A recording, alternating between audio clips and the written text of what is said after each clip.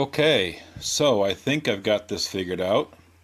One of the problems that I keep running into is that I forget to turn on the audio source. So, what I need to do, we've got audio coming into camera 2, which is actually not on right now. I'll turn to it in just a second. So I keep doing these little videos just to kind of run through the motion and kind of see if I can kind of get to a place where I can do this as a routine and not have to think about each little step so much. So what I want to do is kind of work through this configuration that I've got. I'm actually pretty happy with it. It's still very much in a testing phase and trying to learn it and see if it's at all practical to do this on a regular basis. I think we're getting close to that. Power and some other little issues I've got to work through, and I'm lacking some SDI cables that I really do need to put this together the way I want. But let's just kind of work through it. So basically what I've got is I've got this PTZ camera set up over here. That's my camera number 1. I've got audio coming through on this Rode Wireless Go, and that is going into camera number 2, which is over here. And behind me, I actually have another camera, and that is set up through a Holyland 400S Pro wireless HDMI to the back of this ATEM Mini Pro. So a number of little things going on here, and again, my idea here is to kind of work through it and demonstrate it in a live recorded stream, just like it would be in the real world if I ever end up doing that again. So a few things I want to talk about. Number one, this is being sent out to YouTube through Switchboard Live, and it's on this LiveView Solo setup right here, which is a bonded cellular along with Wi-Fi connection. So all these feeds go into the LiveView Solo. LiveView Solo goes up to Switchboard Live, and from Switchboard Live, I can turn it on and off the switch to YouTube and Facebook and whatever else, and that works really, really well. So the camera 1 is this one right here. Camera 2 is this one right here. And where this is all going is, okay, so the ATEM is sending out a HDMI a video feed that I've got set up going to this Blackmagic dual display right here. On the left side, the left monitor, I've got the multi-view straight out of the ATEM, and I can have you can't really see it very well, but I can switch back and forth between a full program mode view or the multi-feed view, which includes the preview window, all 4 camera angles, and is along with a few other little things. And the other monitor, the program monitor, then is actually getting a feed through the network, through the ATEM streaming bridge. The ATEM streaming bridge is set up, it's got an XML file that you send that connects the ATEM Mini to it over either direct Ethernet cable or through a network. Theoretically, or not even theoretically, I know you can do it, I just haven't done it personally, is you could be anywhere in the world and it can find it if you send the right information, and it's actually pretty simple to do that. So what the ATEM Mini Bridge is doing right now is it's taking the compressed H.264 video and audio and sending it to both the Live View Solo via HDMI, as well as an SDI feed to this monitor over here. So it's doing both at the same time. You could also hook up another SDI cable and hook it up to one of these, which is a HyperDeck Studio Mini. And it's got these two SD cards here that you can record to. The other thing you can do with this is you can, it's not on right now, of course, because I'm lacking an SDI cable, but you could configure two of these. One of these to record the stream onto SD, or you can have a second one that would have your video files on it that you can then run back into the ATEM, and versus using OBS, which we'll get to in a second, using some other software source on a computer, you could actually play video files off of it and have them come in as a source feed. So I'm kind of limited in what I can do right now because of lacking the SDI cable. This also does require some power, so that's an issue I got to work through if I was going to build a fly pack for this. It's got AC power back here, but you can see in the back all the different connections it has. It does have HDMI out, which could be useful, and I was using that yesterday. But the SDI cable, if I was to have one of those coming out, you could feed that into, well, SDI in. You could have that recording the stream and have a second one using the HDMI out to provide video for your ATEM as a source feed. Let's see. So at the beginning of this stream, I played a intro video, and I can do that again. So if I switch over to the computer, then I can play a video. This new year, take the time to protect you, your family, and your property with 3 quick and easy resolutions. First, take a home inventory. With a smartphone, you can quickly catalog your belongings and save those pictures safely and securely. All right, we'll cut that for now. Cut it short. I was just demoing that it could be done, and you can. This is using OBS to put anything together. You can put together video clips. You can put together the intro that I showed at the very beginning.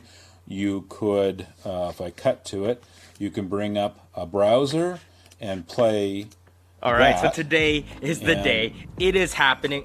I am going to buy my dream camera that I have been drooling over for the last decade, the Airy Alexa. Stop that, and then if I want, I could also go into the picture of the ATEM software itself, and so I can use that as a demo, or it could be any window for that matter.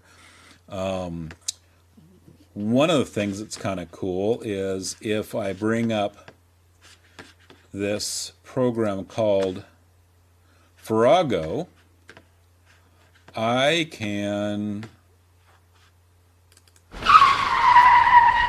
play audio clips of any kind of sound effect, just like if I had an audio mixer in the studio. Breaking. I can. It's like there's a mob around me, or an audience, or a crowd, and then you can fade that out if you don't want to keep playing it. So that's kind of nice. And we'll cut back to me again. Anyway, those are some real nice benefits. Again, audio is kind of an issue here, because in order to send the audio out, you either have to have it follow the video, which is a problem if you're switching, or can be a problem if you're switching, or you just have it on, which means I could be making all kinds of noise over top of a clip that we're playing, or something else. So the software I was using to play the clips was OBS, I don't really have it set up. I suppose I could, actually. There's the browser. Okay. So if we cut over to this window or to my desktop, so you can see now how it's getting that infinite loop there, though, but you can see some of the, oops, actually moving everything. I don't want to do that. What I need to be moving is this. All right, so there's Farrago. You can see the Farrago screen there. That's made by Rogue Amoeba. The nice thing about using the desktop viewer is that you can see a cursor. So if I wanted to go back into the ATEM software, I could and show it off using the cursor and kind of talk about that. On the right over here are the macros. So the macros are kind of nice because, say, for example, I want a lower third and fade it in. I can bring it in and I could take it off, all by macro. I can also bring in my picture-in-picture. So if I want to show a picture-in-picture, a larger picture-in-picture than what the ATEM hardware itself does, I can do that. And I could also move it around using macros. Or, I like it better over here, I can go cam 1, I can switch to cam 2, all through macro, which is kind of nice. So put it back over here, and in order to turn that off, then, I don't know that that turns it off. It doesn't turn it off. It does flash a little bit, though. So in order to actually turn it off, I guess I have to turn off picture-in-picture. There we go. That was done through the hardware. Okay, so I suppose I could set up some more macros to take care of that. That make it a little cleaner and a little easier. That way it can fade in, fade out too. Okay, so coming back to me again here. What we've got. The other thing I was going to show here. Let's show this. Loopback. Loopback is another program by the same company that makes Farrago. And this is how you can configure your audio channels. So that in the case I've got, like right now, I don't want sound effects or other audio coming out of the computer because it would then be coming through this microphone too. And I want it to be a clean audio feed. So what I've got set up in Loopback is I've got OBS set up, and the browser too for that matter, set up to go through the source and right into the Blackmagic HDMI, which is what's being sent to this ATEM. And I have those MacBook speakers turned off right now. I could turn that on, and then I can play through the computer and play through the stream at the same time. Anyway, that's kind of a nice thing. The other thing that's kind of nice is if you look at Photoshop, I created this graphic earlier. You can actually go into export, and it has an ATEM switcher media pool right there. You can export it right out, and it'll go right to the ATEM Mini Pro. You've got to have it set up by a USB-C to do that, but it works actually really, really well. And it's set up, I'll even show you that graphic then. So if I go into, let's see, I go into ATEM, and you go into Return Soon, and I put that, you can cut right to that. So that's kind of a nice little feature too. So that's done all through Photoshop and through here. So if that hyperdeck was on the network, it would show up right here. And from here, you can actually record and you can play back. You can't do it at the same time, of course, but that shows up right on here through a network connection.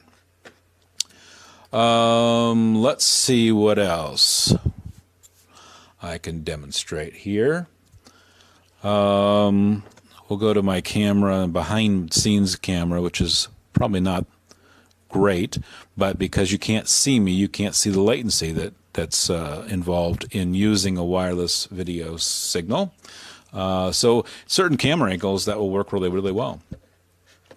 Okay, so let's go back to me again, and what else can I talk about here?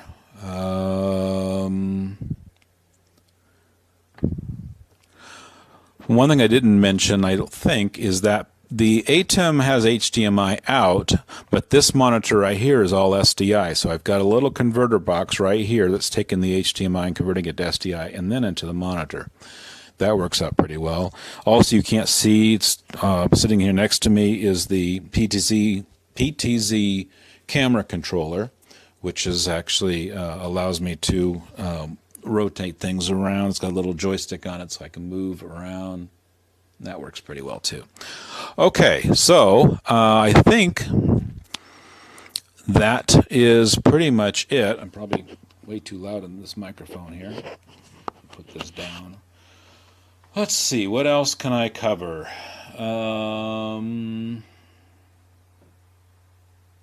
I think a few things that this needs. Number one, it needs a box to contain all these things.